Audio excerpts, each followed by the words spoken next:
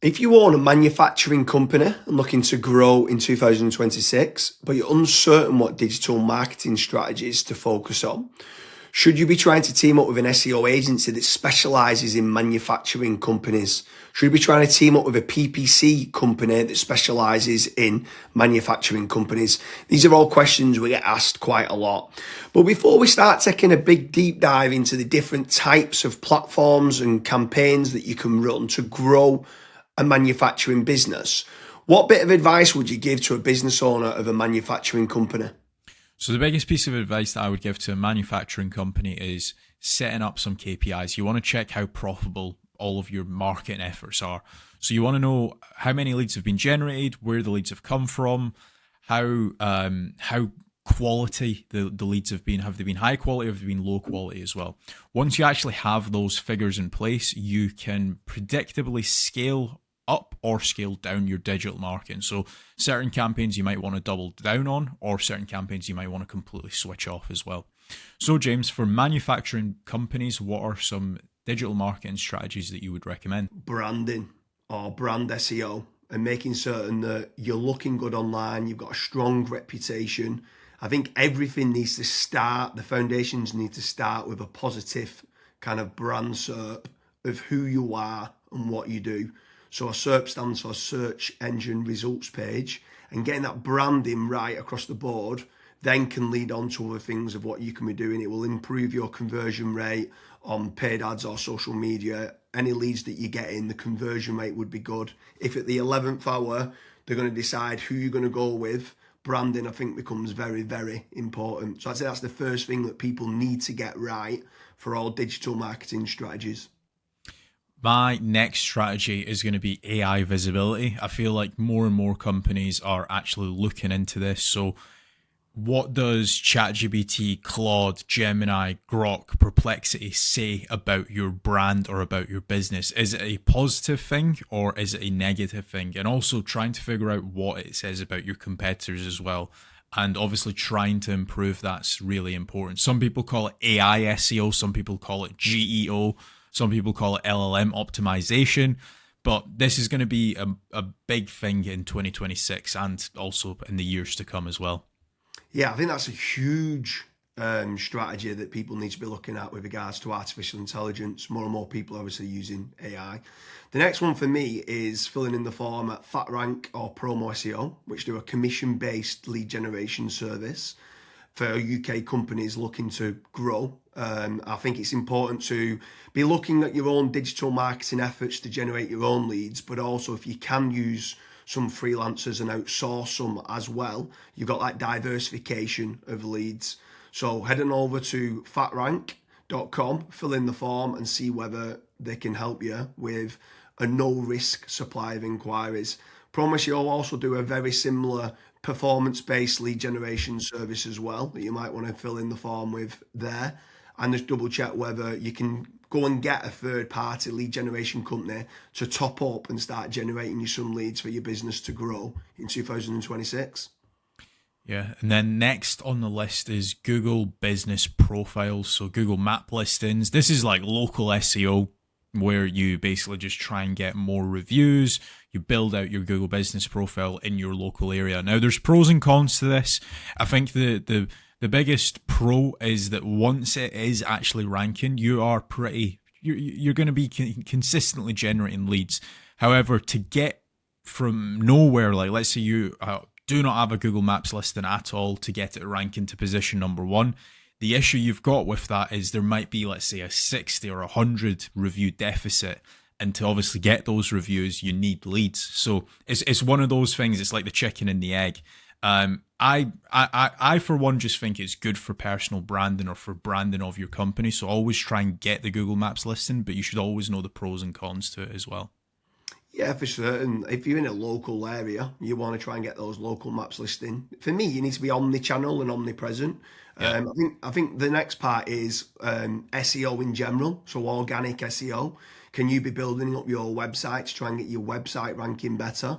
If you are in local area, you might want to do your service with the area of where you cover. So like plumbing in Manchester, create a page for that. Hopefully then share that on the Google business profile of what you mentioned.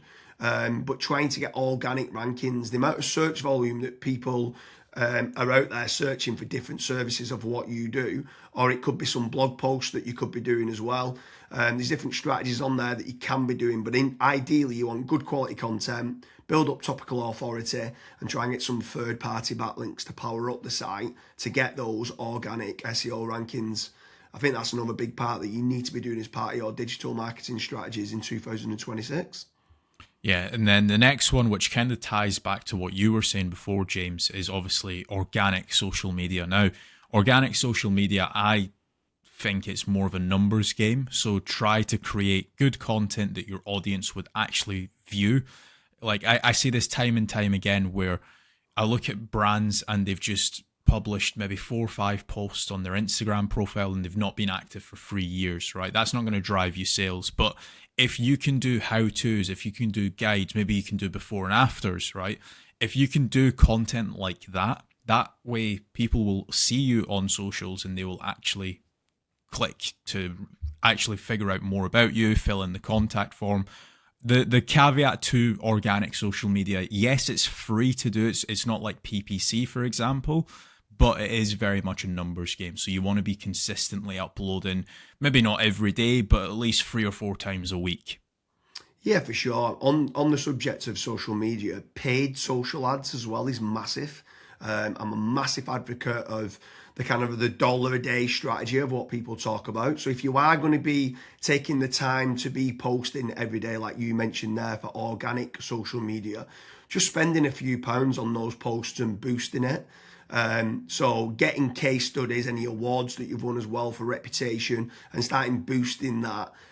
You can also be running retargeting ads. So if anyone's clicked through to your website, you can be running retargeting, which is paid social as well. Different places like Meta, so whether that's Facebook and Instagram, you've got Twitter, you've got YouTube, you can be running Pinterest, you can even run in places like Reddit as well for paid ads. And I think paid social media is still an untapped market for digital marketing strategies. Yeah. The next one is it's probably a love-hate relationship. It's PPC, right? Google AdWords or doing it on Bing, wherever. That's basically the sponsored results. So if you search for a service, it's above local SEO. Now, I have spoken, and both myself and James, we've both spoken to so many business owners that are either they've spent 10, 15, 20,000 pound on it, and they've not had a single result, or they might have had a few leads and it's just not been of quality. Or you've got other guys that have spent hundreds of thousands on it and they're like, it's the best thing that's ever happened to my business. Now, the reason why people are either they absolutely love it or they absolutely hate it is probably down to how it's been set up. Like there's so many different nuances to PPC, like for example, having a really proactive negative keyword list, making certain that you have a set of banned IPs. Like, for example, your competitors could be clicking on your ads and that's deemed as what's called click fraud. Making certain that you've got a high converting landing page, making certain that you KPI your sales team. So when a PPC lead comes in, that is one of the first priorities that they actually take when it comes to contacting the lead. There's all of these different nuances, and if you're not on the ball with PPC, it's probably not going to work for your business. However, if you've got a really good, well-refined sales team, you've got a really good landing page, you've got a well-kept, up-to-date negative keyword list, you are using click fraud software, at that point, it will actually probably perform well for you. But again, just know the pros and cons to PPC.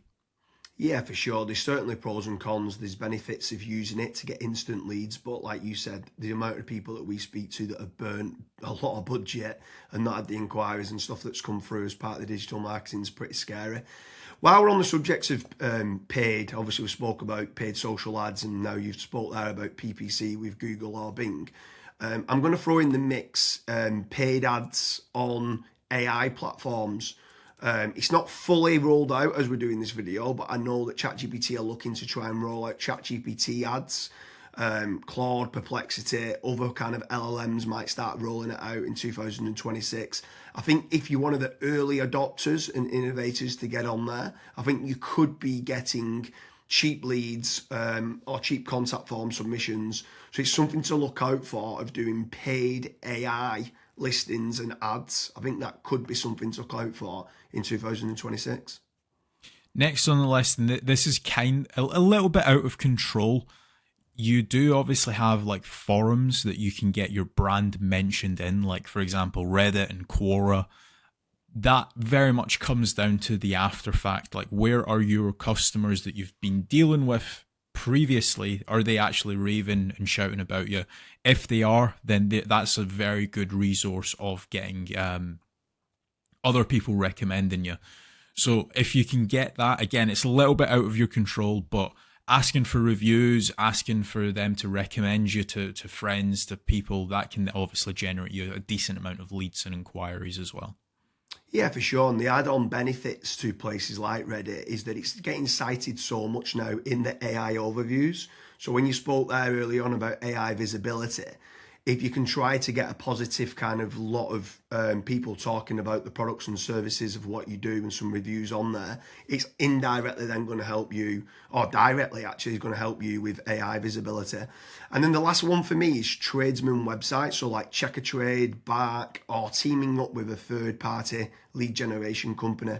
Something I would say with all of these practices, Kasra touched on earlier about making certain that you understand your KPIs and your ROAS, return on ad spend. I think it's very important for business owners that are doing any sort of digital marketing to be tracking how much time and effort's being put into, let's say, running organic social media or running paid ads. Everything should have KPIs put in place. And this is exactly the same then with tradesman websites like Check a Trade, Bark, Rated People, My Builder. These could all be amazing platforms to generate leads that could get you a positive return on investment. And if you do, you should continue to be using those platforms. There's certain lead generation companies out there as well that could generate you quite a lot of leads. They could be using organic SEO or PPC or social media ads to generate you those leads. But if they are getting you a positive return on investment, again, I'm all for it as part of your digital marketing strategies. But I just want to repeat one more time with regards to FatRank and Promo SEO. They do lead generation and they guarantee a return on investment. It's a commission-based lead generation service or performance-based lead generation service. So make sure you head on over there, fill in the form. That could just be one part of generating leads of many. You should be trying to generate your own. You should never have a single point of failure, and you should be trying to get that diversification. But make sure you head on over to Promo SEO or FatRank lead generation service as part of your digital marketing efforts in 2026. Thank you very much, Kasra.